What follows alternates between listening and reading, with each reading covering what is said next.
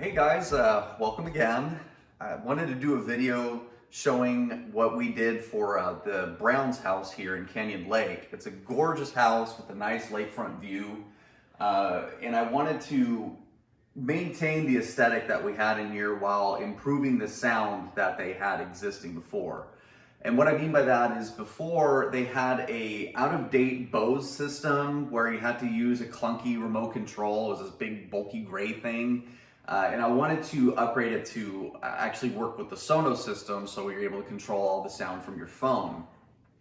So I also wanted to upgrade the speakers that this Bose system came with, because before the speakers were literally this big and the woofer was only like a ½ inch diameter. It was tiny, basically cell phone speakers they were working with, and you could totally hear it. It sounded really tinny. I mean, I like to think of myself as an audiophile, but even non-audiophiles were going in and going, oh my gosh, this sounds terrible. So I told Calvin that while maintaining our integrity, he wanted to keep as much equipment as he could while upgrading the sound. Well, that was one of those things we had to definitely get rid of. So I decided to go with the RSL MK2s. And the reason I went with that is because they're ceiling mounted speakers that are pretty much invisible, but they also have a directional aspect to them. So they're slightly angled, and I'll show you that in a second. But you can kind of see they really blend in well. I like their grills, they're magnetic grills. So they don't stick out that much compared to previous speakers. This is sort of the new thing that a lot of home theater enthusiasts are doing now. Now, I'll get my short 2D up here and show you. So you can see that they're slightly angled. I didn't want too much of an angle on them because there are these wood beams going across the way. But when you go and sit down in the couch, I don't know if we'll be able to showcase it too well in the video, but you see every speaker sitting down, even though the wood beams are in the way. And they're angled in such a way where the wood beams aren't blocking the sound or the potential sound that you're getting. So you still get that effect where when something happens in the back speaker, it sounds like someone's actually knocking at your door in a horror movie or what have you. And these are the grills. They're just thin little metal grills that attach via magnets that are on the speakers themselves. So let me just slap that puppy back on. But while I'm doing that, I want to talk about the TV a bit. I did go with an LG TV, but I didn't go all out with the OLED. And the reason being is you could probably see that there is a lot of natural light in here. And the reason I point that out is OLEDs or higher end TVs, they really shine through, pardon the pun, when they're in a darker environment. Versus in here, your TV is going to be combating against a lot of ambient light, a lot of exposure. So I went with what was the most cost-effective TV while maintaining the brightness. So the color and everything looks incredible, but I didn't want to over budget on an unnecessary TV because you're not really going to notice the difference between this one or the $3,000, $4,000 TV. It's just not there because there's just too much light in the way. When we do his actual home theater room, that's in a controlled environment, I'm gonna put a lot more budget into the individual equipment, but for now, this was kind of, I said, hey, this is the compromise we're gonna do here, is we're gonna get you the most performance while not overspending on stuff that you're not even gonna tell it makes a difference. And that's why I went with these speakers too, is these are only about $120 a piece. And I didn't want to go with over-the-top speakers because there's a lot of echo in here. And we didn't really want to go with a whole lot of sound treatment and all that. Again, that's something that I do for actual home theater rooms. But I tried to balance, again, that cost to performance ratio where we're not overspending on stuff that we're not going to be able to tell the difference of in a room like this. That's why I went with all the equipment I went with.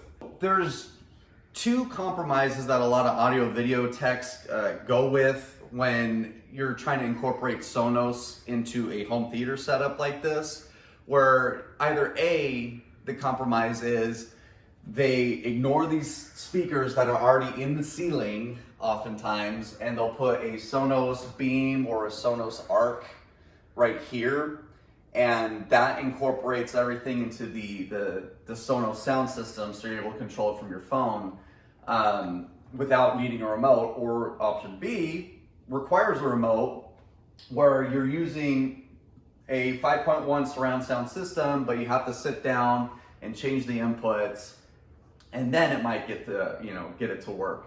But I developed a system where you don't have to have either of those compromises. You could keep the surround sound while also being able to just click and play some music, and it's perfectly seamless. I didn't have to do anything, but I'm also able to go straight from this to the TV sound. And another thing that I really pride myself in is that this is just one remote. Well, tell. Because See, we're right back in. I didn't have to switch inputs. I just said, hey, I want to play this now. So now that we did that, I could shut this down. We're done with that. And you know what? I actually want to go back and play some more music again. We're backing at it. So that's really what I'm trying to do, is a no compromise system that's really easy to use, so you're not having to constantly switch inputs and doing all sorts of that junk. So the other thing I wanted to bring up was that we did work with the Bose system that they had before had what's called a passive subwoofer that was built into this cabinet, and I didn't want to take it out or just ignore that it was there. I wanted to use everything that was existing, so I got a what's called a subwoofer amplifier, and that only costs about like $80 rather than spending $300. And so I have the subwoofer amp in here.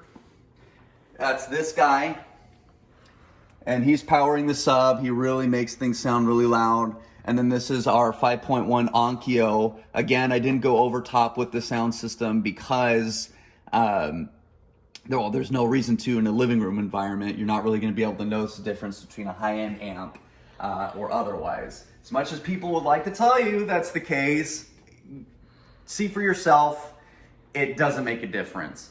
Now, the one thing we had to do, because of the way that the living room was set up initially, was we actually, instead of the cabling running straight from here to the TV, they had all the cabling running all the way over to the pantry actually.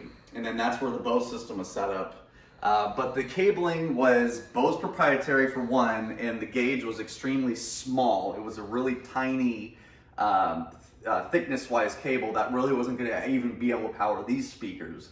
So what me and my buddy Barney did is we actually took one of those cables, thank God there was conduit, and we had to run it all the way from here.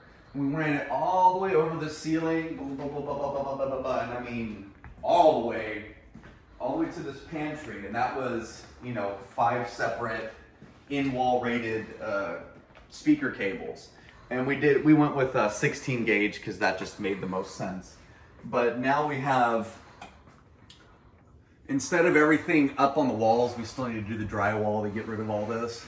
They had everything mounted up on the walls, and they're not going to put any food up here for obvious reasons. It's just way too high up there, and they were perfectly okay with me just putting the amps for the rest of the house up here.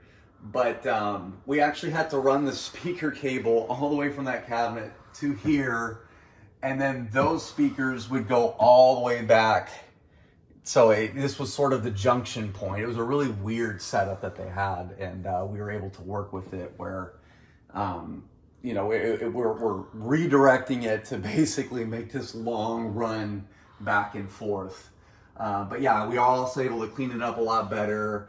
And one other thing that I like to do, and this is sort of a point that I wanted to bring up, is I have Sonos ports and their amps next to each other. And the reason I went with that rather than getting Sonos amps is one, Sonos amps are heavily on back order. I mean, they take like 3 to 6 months to get them in. But more importantly, if for whatever reason Sonos goes out of business or becomes obsolete even like 10 years from now,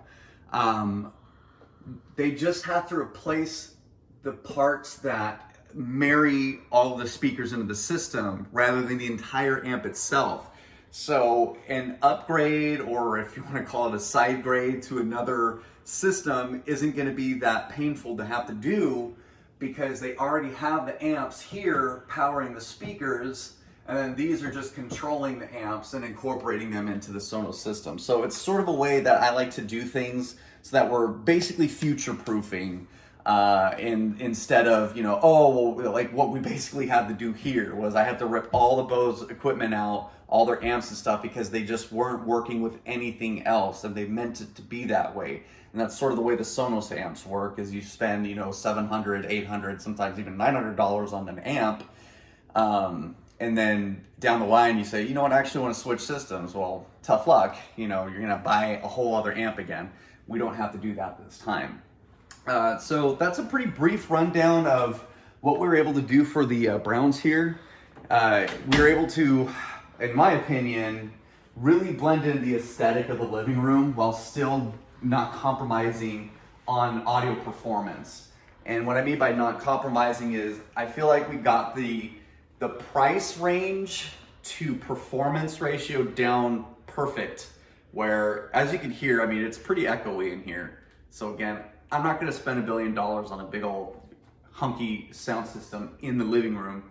Let's save it for the home theater where it really matters, where you really will hear and see the difference with higher quality components. So if you have any questions, or if you want to have me do this for you and be a very honest, straightforward, not over the top salesman, please give me a call or send me a message. I am Jason Caesar with New Braunfels Tech, and we take the SH out of IT.